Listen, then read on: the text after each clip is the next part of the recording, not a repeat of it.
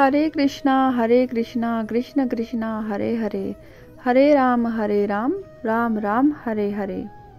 नमस्कार दोस्तों, आज की इस वीडियो में हम चर्चा करेंगे श्रीमद् भगवत गीता के 15वें अध्याय के बारे में।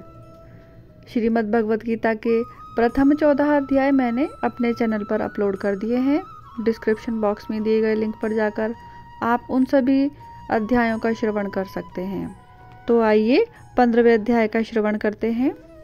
भगवान जी बोले, हे लक्ष्मी, संसार अश्वत्थ अर्थात पीपल के समान है, जिसकी पुरुष रूपी जड़ ऊपर है, चराचर शाखा नीचे है।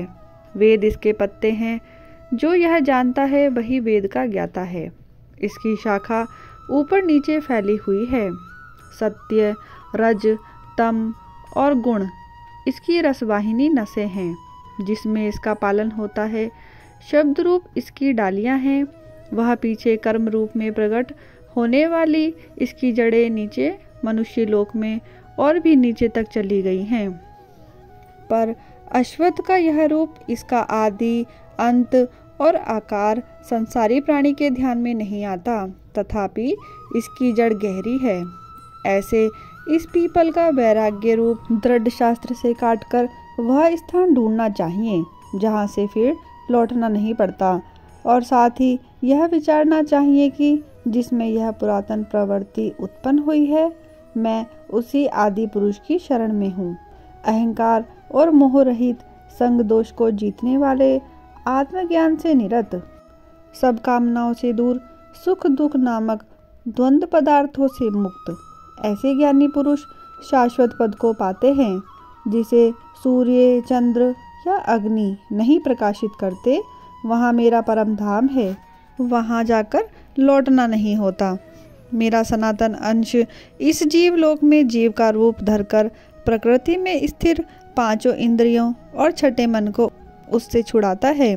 जैसे वायु पुष्पादिकों की गंध को दूसरे स्थान में ले जाती है, इसी प्रकार यह देह स्वामी शरीर धारण करने ले जाती है।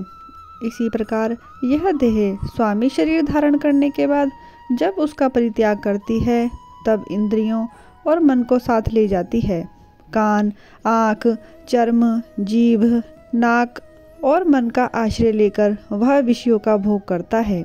एक देह से दूसरी देह में जाते अथवा एक ही देह में रहते समय अथवा इंद्रियों से युक्त विषयों का उपभोग करते हुए इसको मूर्ख नहीं देख सकते, पर जिनके ज्ञान रूपी नेत्र हैं वे देखते हैं।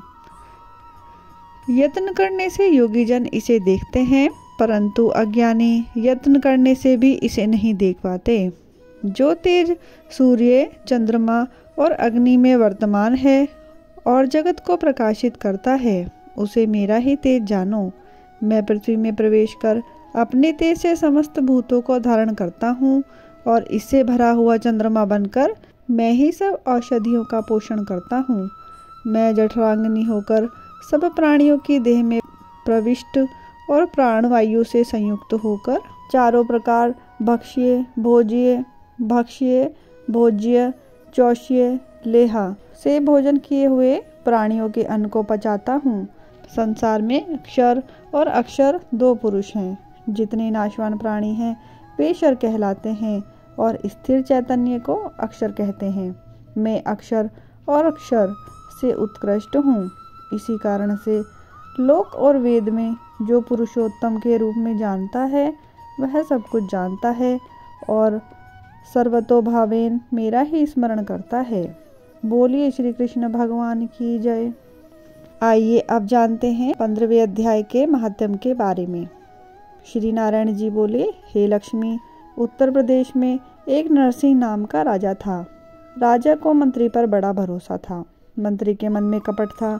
मंत्री चाहता था कि राजा को मारकर वह राज्य में ही करूं। एक दिन राजा नौकर चाकरों सहित सो रहा था। तब मंत्री राजा को सारे नौकरों सहित मारकर राज्य करने लगा। कुछ काल व्यतीत हुआ, तब वह भी मर गया। यमराज के पास दूत बांध कर ले गए। धर्मराज बोले, हे यमदूतों, यह बड़ा पापी है, इसको नरक में डालो। हे लक्ष्मी, इस प्रकार कई नरक भोगकर धर्मराज की आज्ञा से घोड़े की योनि में आया। संकल्प द्वीप में घोड़े का जन्म पाया। एक सौदागर ने बहुत से घोड़ों को मोल ले लिया और वह घोड़ा खरीदकर अपने देश को चला। चलते चलते अपने देश में आया। तब वहाँ के राजा ने सुना कि अमुक सौदागर बहुत से घोड़े ले आया है। तब राजा ने उसे बुलाया और कई घोड़े खरीदे। उस घोड़े को भी खरीदा। जब उस घोड़े को फेरा तब राजा को देख उसने सिर फेर लिया। यह देखकर राजा बोला, क्या बात है, जो घोड़े ने सिर फेरा है? राजा ने पंडित को बुलाकर पूछा कि इस घोड़े ने हमें देखकर सिर क्यों फेरा, इसका क्या कारण है? पंडित जी ने कहा, हे राजन, इस घोड़े ने तुमको सिर नवाया है। राजा ने कहा, यह बात नहीं। कई दिन पश्चात राजा शिकार खेलने को उसी घोड़े पर सवारी करके गया। यह घोड़ा बहुत तेज चलता था। राजा शिकार खेलता खेलता बहुत दूर चला गया। उसी दिन राजा ने जाते ही शिकार मारा। राजा बहुत प्रसन्न हुआ। दोपहर की गर्मी के कारण राजा को प्यास लगी। तब राजा ने एक साधु को कुटिया में बैठे देखा। तालाब जल से भरा हुआ था। वहाँ घोड़े को वृक्ष से बांधकर कुटिया में गया तो साधु अपने पुत्र को गीता जी के 15वें अध्याय का पाठ सिखा रहा था। वृक्ष के पत्ते पर श्लोक लिखकर बालक से कहा, खेलते भी रहो और इसको भी कंठस्थ करो। उस पत्ते को घोड़े ने देखा तो तुरंत उसकी देह छूट गई और देवदेही पाई। स्वर्ग से विमान आया जिस पर बैठ बैकुंठ को गया। इतने में ही राजा जल पीकर बाहर आया तो देखा कि घोड़ा मरा पड़ा है। राजा चिंतित होकर बोला, यह घोड़ा किसने मारा है? इसे क्या हुआ? इतने में वह बोला, हे राजन, तेरे घोड़े का चैतन्य मैं हूँ। मैंने अब देवदेही पाई है, बैकुंठ को चला हूँ। राजा ने पूछा, तुमने कौन सा पुण्य किया है? घोड़ा बोला, यह बात ऋषिवर से पूछो। राजा ने मुनीश्वर से पूछा। मुनीश्वर बोले, हे राजन, गीता जी का श्लोक लिखा हुआ एक पत्ता इसके आगे पड़ा।